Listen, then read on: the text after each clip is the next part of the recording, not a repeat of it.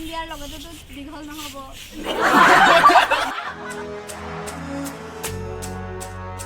তো ফাৰ্ষ্ট কুৱেশ্যনটো হ'ল কি বস্তু পানীত ৰাখি লওঁ নেকি? একেবাৰে এইটো সহজ কাৰণে লগে লগে পাৰি গৈছে।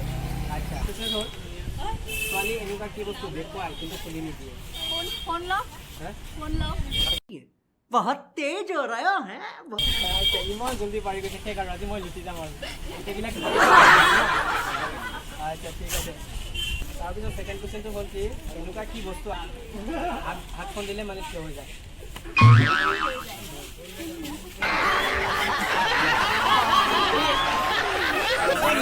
একদম মতলব লগৰ যি কুৱেশ্যন কৰি যাবে হাতখন দিয়াৰ লগতেতো দীঘল নহ'ব। समझ रहे हो आप समझ रहे हो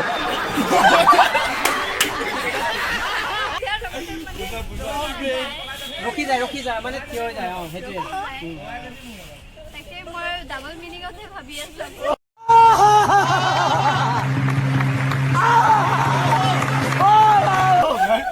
আচ্ছা কোৱা তুমি কোৱা।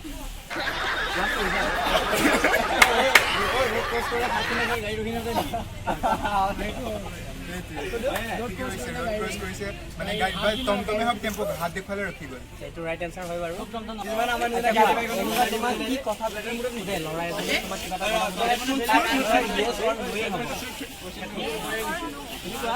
প্ৰপ'জ কৰিলে অবভিয়াছলি गाड़ी स्टार्ट कर चल चल हम फर्स्ट और गाड़ी चला পাৰি দেখে আৰু মই লুটিলো আৰু এইটো পালে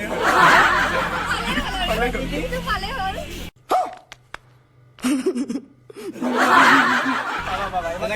মা দেউতাৰ বাহিৰে দুবাৰকে জন্ম লয়।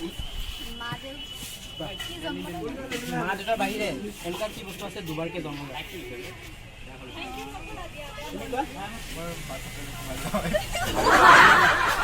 মা দেউতাৰ বাহিৰে দুবাৰকে জন্ম লয়।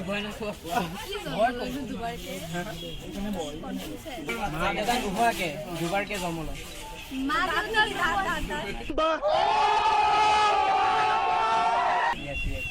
দাদা ঠিক আছে মোক লুটি পেলালে আৰু এতিয়া গিফ্টটো দিব লাগিবই।